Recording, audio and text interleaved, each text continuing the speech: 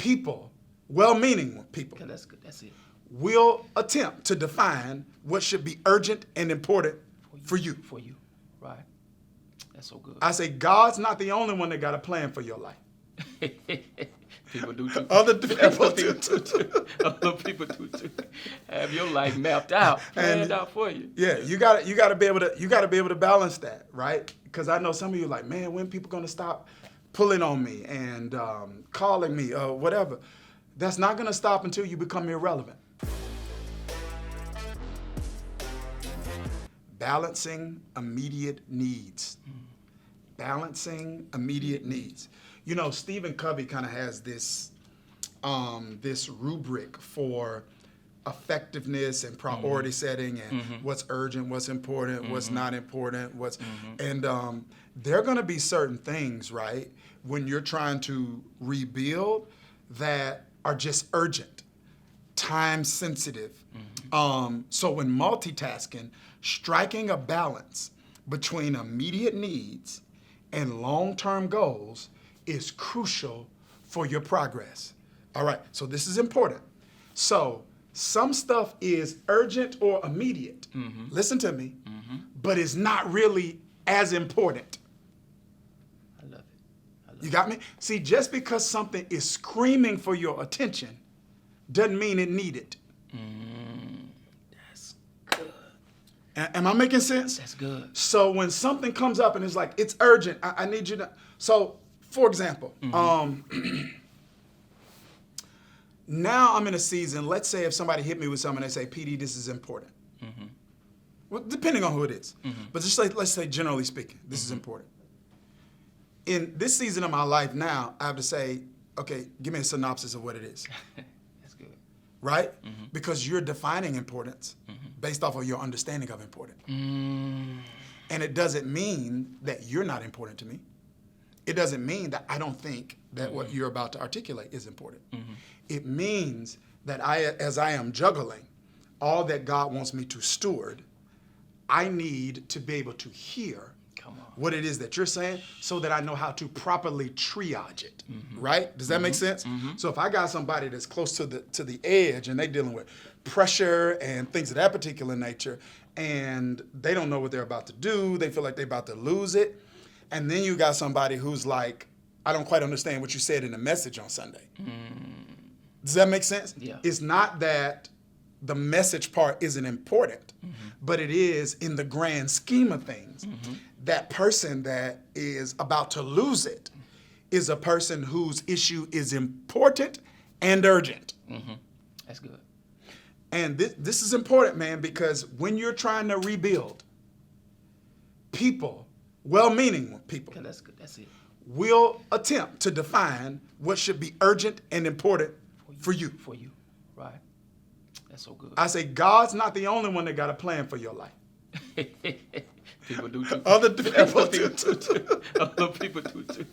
Have your life mapped out, planned out for you. Yeah, you got to be able to balance that, right? Because I know some of you are like, man, when people gonna stop pulling on me and calling me or whatever? That's not gonna stop until you become irrelevant.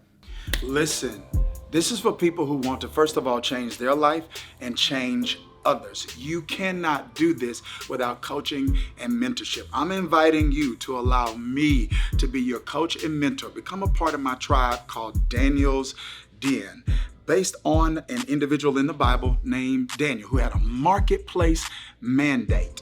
God's people doing good work in the public sector for the common good, using their influence, impact, and income to change the world. You get to help other people by making a difference in the marketplace, but you also get to help yourself because you're going to have more peace, more productivity, more purpose, and more profit. I'll see you in the den. That's only going to stop when you have nothing to offer. Come on. So as long as you have something to offer, that's what comes with it. So the responsibility is on me and the responsibility is on you to properly balance the urgent and the immediate, the urgent and the important, excuse me, and triage it according to God's purpose, plan, and the priorities that you've set to actually bring that to pass. And I think developing a priority matrix will help with that. Like, what do I need to do now? What do I need to do next? Yeah. What do I need to do later? Yeah. And what is it I don't need to do? 100%. You know, just 100%. this matrix. Like, I got to do this now. This is urgent. I got to do this now. Yeah. This can't wait. Or I can do this, but I got to do this next. What do I do next? Yeah. That's good, because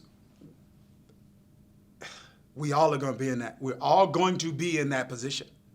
Like, we can't avoid it. So we need wisdom to manage what we're not going to be able to avoid. Whew. All right. Now, here's something else before we move on to this next point. As you're trying to do this balancing act, and I know you guys hear me say this a lot, but I'm going to keep saying it because this is what I learned. This is something that, like, I teach our leaders here, like, or I share even with our all staff at Change Church one time, that we're called to catch, carry, and convey a vision, and catch, carry, and convey values. Catch it. So this is what I taught. You don't catch it when you hear it. You don't catch it when you understand it. You don't catch it when you agree with it. You got to hear it, understand it, and come into agreement with it to catch it. But just because I hear it, understand it, and agree with it cognitively doesn't mean I've caught it. You catch it when you have a conviction about it. Come on.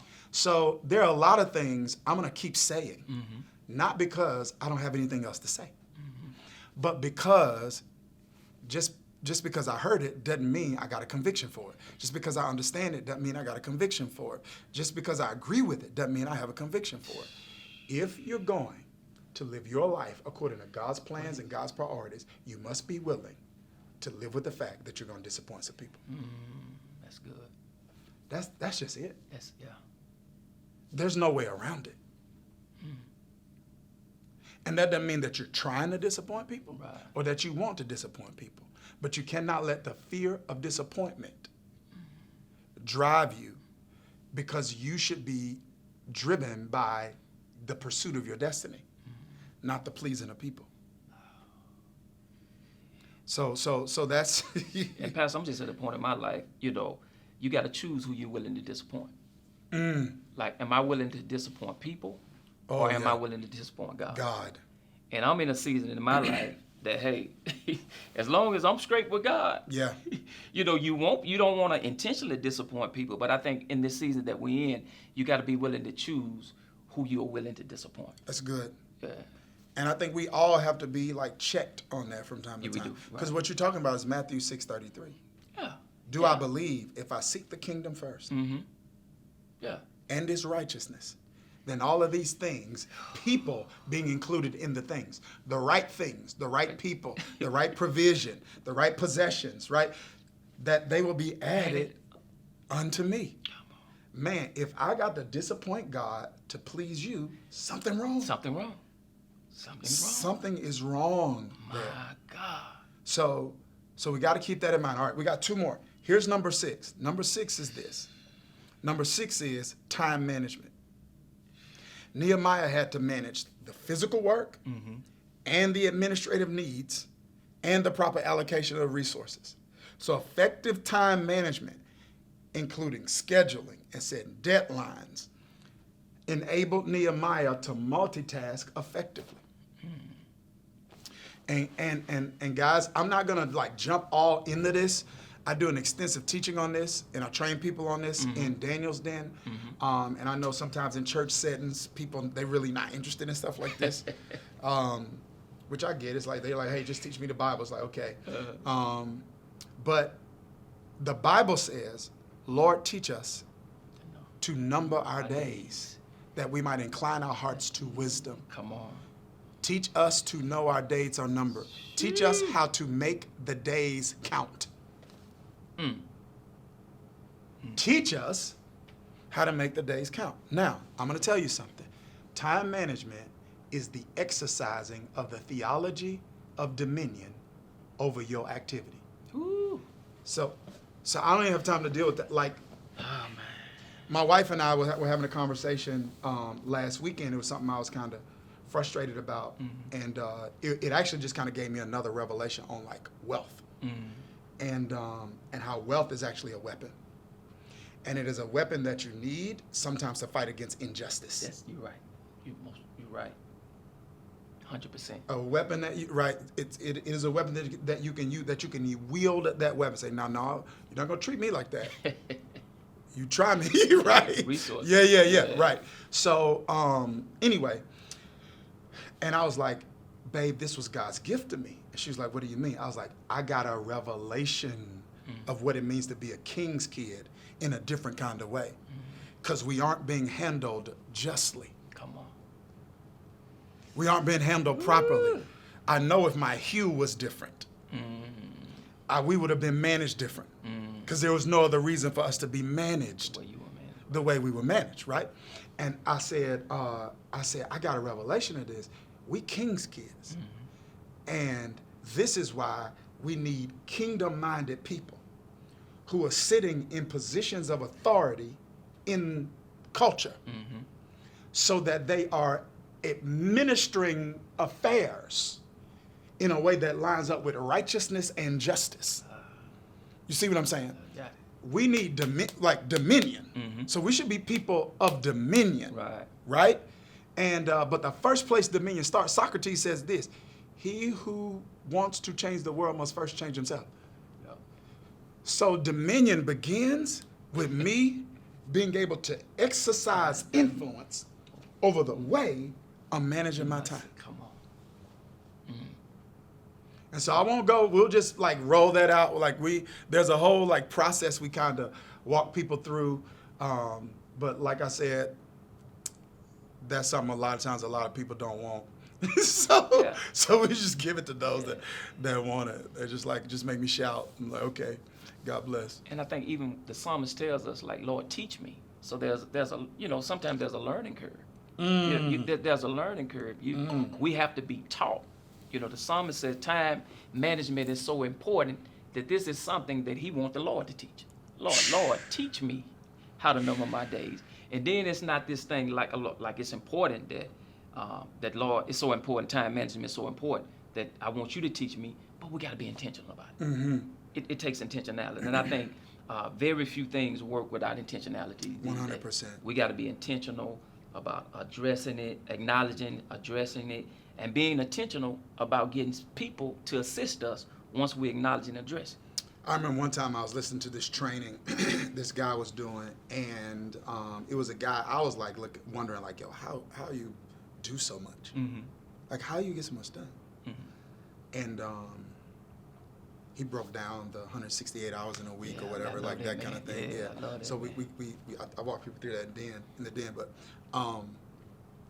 like, so he goes through and he says something I'll never forget. He's like, basically say, God gave me this.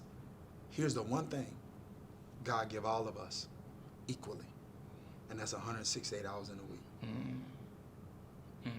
The difference between what is produced is not what God gave you, it's what you did with it.